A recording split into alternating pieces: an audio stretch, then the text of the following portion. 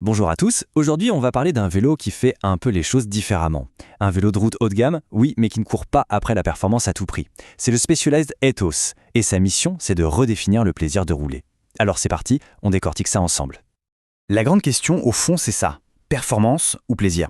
C'est un peu le débat qui agite le monde du vélo haut de gamme.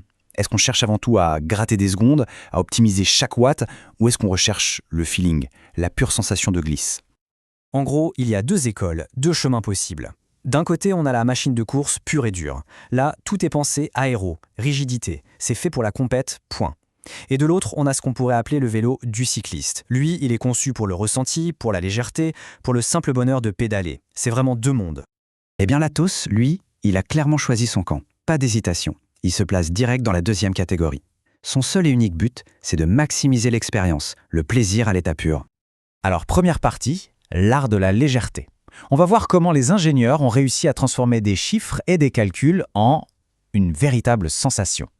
Et tout ça, ça tourne autour d'un concept que Specialized a baptisé la légèreté intelligente. Bon, le cœur de la bête, c'est son cadre. En carbone Fact 10R. Et là, accrochez-vous bien au chiffre qui va suivre. 700 grammes. Voilà. 700 grammes pour un cadre en taille 56. C'est juste dingue. Pour vous donner une idée, c'est facile 100, voire 200 grammes de moins que la plupart des vélos de la même catégorie. Mais attention, le but, c'est pas juste de faire le vélo le plus léger du monde, et puis c'est tout. C'est là qu'intervient leur philosophie de légèreté intelligente. La marque explique avoir fait tourner des milliards de simulations informatiques. Le but, trouver le point d'équilibre parfait, mais alors parfait, entre la rigidité là où il en faut, le confort pour pas finir cassé en deux, et évidemment, ce poids plume. Alors c'est quoi la recette secrète? Eh bien, c'est presque un retour aux sources. Fini les tubes super profilés, super aéro. Là, Specialized a fait un choix radical, revenir à des tubes ronds, classiques. La raison, c'est tout simplement la meilleure forme pour trouver cet équilibre dont on parle. Ils ont mis la rigidité là où ça compte, autour du pédalier pour que chaque watt casse dans la roue, mais ils ont gardé de la souplesse ailleurs pour le confort. Au final, ce qui prime, c'est le feeling, pas juste les chiffres sur le compteur.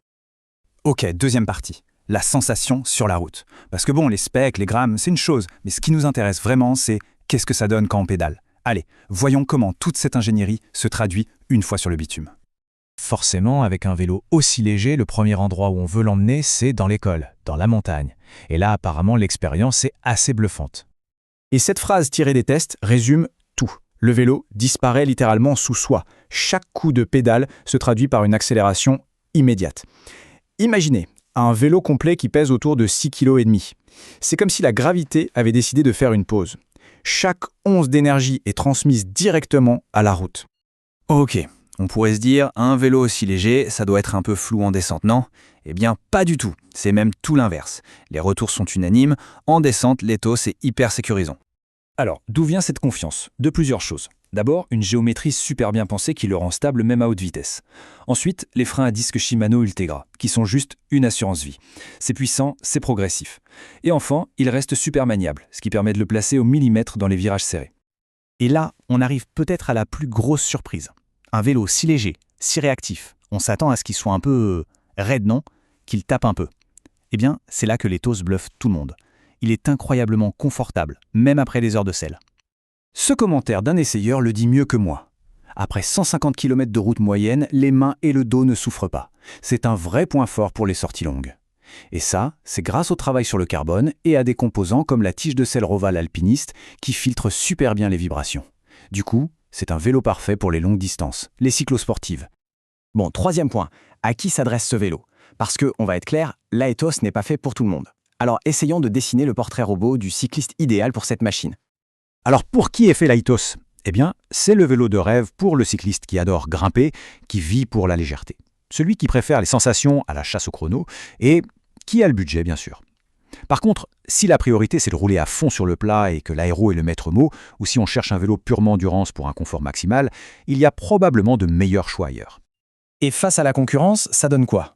Si on le compare à des vélos comme le Trek Emonda ou le Canyon Ultimate, on voit que sur le poids, l'Athos est souvent devant, ou en tout cas dans le peloton de tête. Mais ce qui le distingue vraiment, c'est sa philosophie. La plupart des concurrents essaient de faire un compromis entre la course et le reste. L'Athos, lui, ne fait pas de compromis. C'est le plaisir avant tout. Bon, on en vient au sujet qui fâche un peu, le prix. Forcément, toute cette technologie, cette légèreté, ça se paie. Pour ce modèle Pro, il faut compter entre 8 000 et 8 500 euros. Oui, ça le positionne sans ambiguïté dans le très, très haut de gamme. Allez, dernière ligne droite. Le verdict. Qu'est-ce qu'on doit retenir de cette Aethos Pro? En fait, c'est un peu comme un retour à l'essence même du vélo, mais avec toute la technologie du 21e siècle. Un pur sang, oui, mais un pur sang conçu pour le plaisir. Au fond, chaque sortie avec ce vélo est présentée comme une sorte de célébration du cyclisme.